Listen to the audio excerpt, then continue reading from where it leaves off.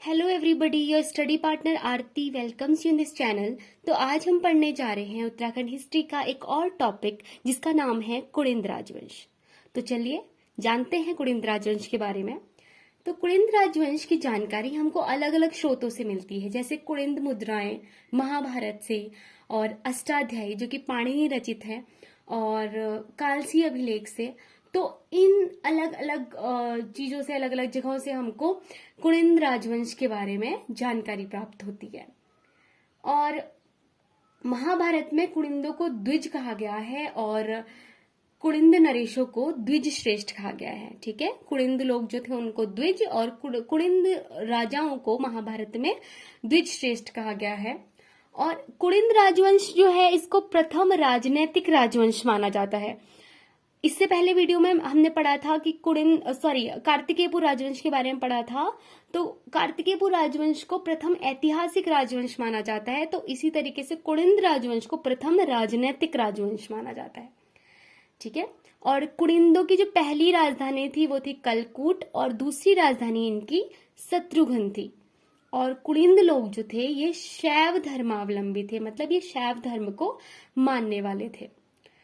तो चलिए अब हम जानते हैं कुड़िंद राजवंश के शासकों के बारे में।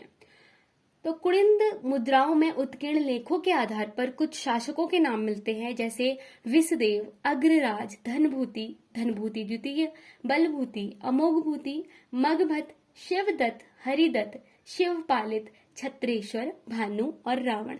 तो इन शासकों के नाम मिलते हैं मुद्राओं से। और इनमें से जो सबसे ज्यादा शक्तिशाली शासक जिसको माना जाता है वो है अमोघभूति।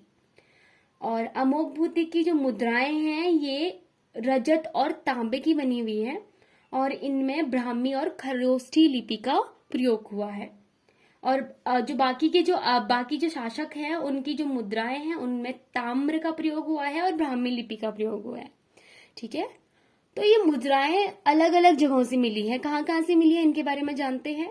तो उत्तराखंड के कौन कौन सी जगह से मिली है? एक तो अल्मोड़ा, देहरादून, और पौड़ी गढ़वाल का जो भैड़ा गांव है वहां से, टिहरी के थत्यूड़ से, और उत्तरकाशी का जो पुरौला है वहां पे देवढूंगा नाम की जगह है वहां से, और श्रीनगर के सुमाड़ी से, और कत्यूर घाटी से। ठीक है, और कत्यूर घाटी में 54 मिले हैं इसकी मुद्राएं, 54 मुद्राएं मिली है कत्यूर घाटी से। तो चलिए जानते हैं इन मुद्राओं के बारे में, कौन कौन सी मुद्राएं हैं। तो जो कुड़िंद मुद्राएं हैं 3 प्रकार की मुद्राएं हैं। पहला है अमोघभूति, दूसरा है अल्मोड़ा प्रकार की मुद्राएं, तीसरा है छत्रेश्वर प्रकार की। तो चलिए इनको एक एक करके जानते हैं। अमोघभूति, तो अमोघभूति जो प्रकार की मुद्राएं हैं ये अमोघभूति द्वारा इनको जारी किया गया है। जैसे कि मैंने बताया कि ये रजत और तांबे की बनी हुई है, और इनमें ब्राह्मी और खरोष्ठी लिपि का प्रयोग हुआ है। और इनमें जो चित्र मिले हैं वो है देवी, हिरण, स्वास्तिक, बौद्ध वैष्णिनी, चक्र, नाग, नंदी तथा लहरदार रेखाएं, इनका यूज हुआ है। दूसरा है अल्मोड़ा प्रकार की मुद्राएं। इसमें जो शासकों के नाम मिलते हैं वो शिवपालित, हरिदत्त, शिवदत्त, मगभट, इन शासकों के नाम मिलते हैं। और लंदन के संग्रहालय में ये अल्मोड़ा प्रकार की मुद्राएं आज भी संग्रहित हैं। और इनमें ताम्र का प्रयोग हुआ है और ब्राह्मी लिपि का प्रयोग हुआ है। और अल्मोड़ा प्रकार की मुद्राओं में जो चिन्ह मिले हैं वो है वृत्त, मतलब एक गोलाकार चिन्ह मिलता है, कुबड़ा बैल का चित्र मिलता है, वेदी, छत्र, लंबवत रेखाएं, नाग और मानव मूर्तियों के चित्र मिलते हैं अल्मोड़ा प्रकार की मुद्राओं में। तीसरा है छत्रेश्वर प्रकार की मुद्राएं।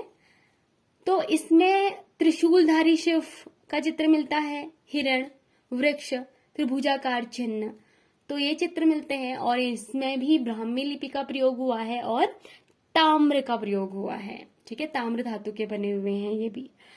तो बस इतना ही हम जानते हैं कुड़िंद राजवंश के बारे में आज। और आई होप आपको ये वीडियो बहुत पसंद आई होगी, और होप आप आगे भी ऐसी ही वीडियो पसंद करेंगे। और मिलते हैं नेक्स्ट वीडियो में। Thank you very much.